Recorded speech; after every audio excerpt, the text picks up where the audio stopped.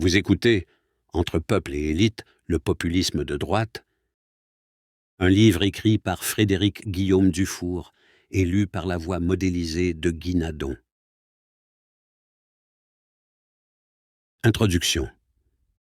Depuis les années 1980, plusieurs pays, particulièrement en Europe, sont aux prises avec la montée de partis populistes.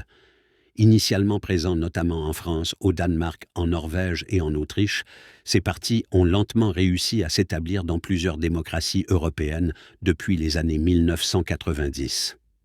Désormais bien implantée, la droite populiste y maintient ses appuis d'une élection à l'autre. Au début, plusieurs voyaient dans ces partis des révoltes passagères, des anomalies électorales destinées à disparaître rapidement. Les choses se sont passées autrement. À partir du milieu des années 2000, ils remportent toujours plus de voix aux scrutins électoraux, doublant presque leur score entre 2004 et 2010 à l'échelle de l'Europe, une hausse qui s'est consolidée depuis. Aujourd'hui, la droite populiste récolte environ 15% des suffrages sur le continent. Là où elle n'est pas au pouvoir, comme en Hongrie ou en Suisse, elle brigue la balance du pouvoir et bénéficie d'une capacité importante à influencer le calendrier politique de façon parfois radicale, comme l'a montré le Brexit. Longtemps associé à la politique européenne ou encore à l'instabilité de régimes présidentiels inégalitaires en Amérique latine, le populisme de droite suscite de nos jours un intérêt élargi à l'échelle de la planète. La défaite de Trump en 2020 ne doit pas faire oublier qu'il a cette année-là conquis plus d'électeurs que l'année de sa victoire présidentielle. La base sociale du trumpisme est donc loin d'être disparue et, malgré cette défaite subséquente, l'élection de Trump en 2016 marque un tournant dans l'histoire politique récente, qui a vu le populisme de droite propulsé de la périphérie vers le centre des débats politiques et savants. L'étude sociopolitique du populisme de droite est donc plus que jamais d'actualité. Dans ce cadre, son essor s'articule désormais avec la démocratisation et la dédémocratisation, les dérèglements climatiques, la géopolitique, la sociologie des sciences, les croyances et les conspirations, le nationalisme et le racisme. Cette place accrue du populisme en politique suscite de nombreuses questions. Qui vote pour les populistes ? Le populisme est-il synonyme de démagogie, d'autoritarisme, d'une détérioration de la démocratie et de l'état de droit? Ou peut-on le considérer comme un correctif nécessaire au dysfonctionnement de ce dernier?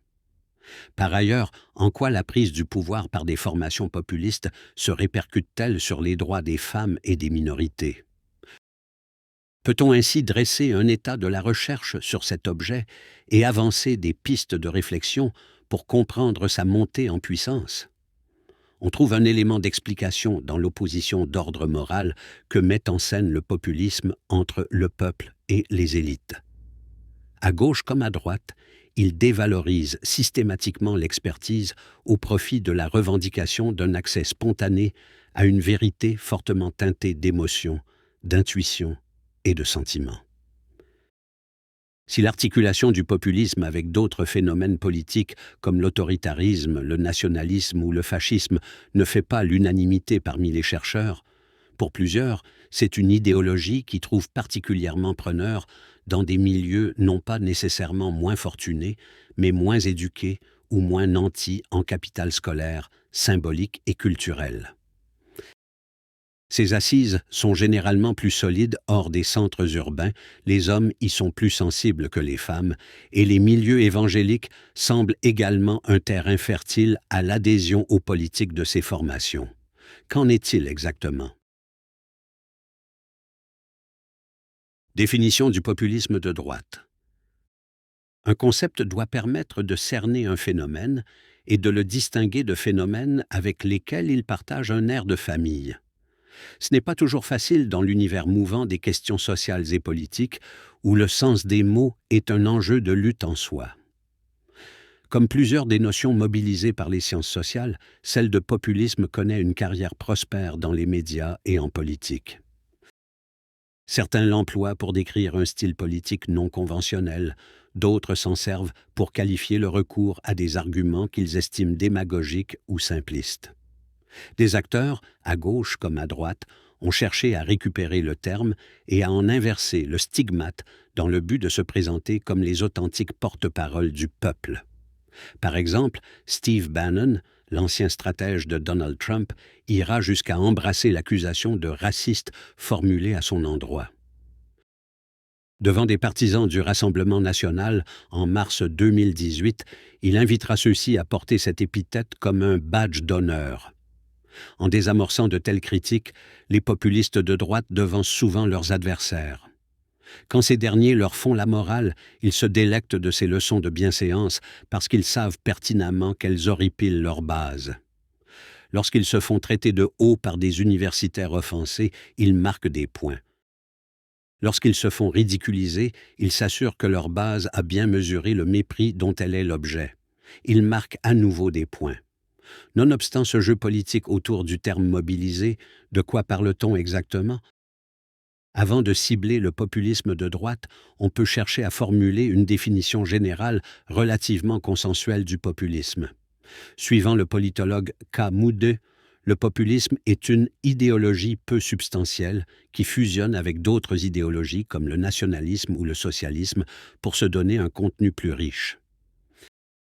Cette idéologie considère la société comme séparée en deux groupes homogènes et antagonistes, le peuple pur et l'élite corrompue, la politique devant exprimer la volonté générale du peuple. Elle cadre la politique à travers un prisme moral et opère donc une polarisation selon laquelle le peuple, considéré comme pur et unifié, est en guerre avec une élite présumée corrompue. Que ces convictions soient comprises comme formant une idéologie en soi ou comme une simple stratégie de mobilisation change peu de choses au modus operandi du populisme. Ce qu'il convient de bien saisir, c'est que le populisme génère un cloisonnement social entre les membres du peuple et ceux de l'élite, et que ce cloisonnement est d'abord moral plutôt qu'ethnique ou socio-économique. Dans ce cadrage, la catégorie « l'élite » est un signifiant vide opposé au peuple. La notion d'élite est intentionnellement vague dans la langue politique populiste. Faire partie de l'élite ou des élites renvoie au fait d'être corrompu, de dissimuler ses intérêts, de chercher à tromper la population et d'accepter des compromis dérogeants de ce que le sociologue Max Weber qualifie d'une éthique de la conviction, soit une éthique qui valorise l'action en soi, sans se soucier des conséquences des actions. Il s'agit d'un cadrage moral de la politique parce que la source de cette corruption est assimilée au champ politique même. Pour les populistes, l'élite désigne ce qui mine la volonté générale, comprise comme la souveraineté d'un peuple conçu comme homogène et indivisible. Toutes les dénonciations de la corruption ne sont pas populistes, mais c'est plutôt la représentation selon laquelle la politique serait en soi un domaine corrupteur qui est populiste.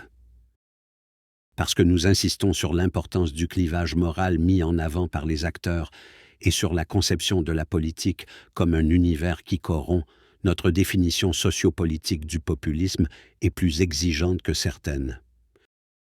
Contrairement aux analystes qui définissent le populisme seulement comme un style ou une forme de communication politique, ce qui les conduit à reconnaître plusieurs régimes ou mouvements comme des tenants de cette pensée, notre définition, à contrario, nous amènera à reconnaître moins de régimes ou de mouvements comme populistes.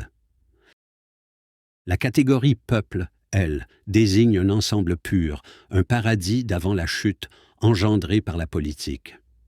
Le peuple des populistes est un lieu d'enracinement, d'authenticité et de moralité en opposition aux élites dites déracinées, corrompues et égoïstes. L'idée de l'unité organique de ce peuple est essentielle. Nous espérons que vous avez apprécié cet aperçu. Pour continuer à écouter ce livre audio sur Google Play Livres, utilisez le lien dans la description de la vidéo.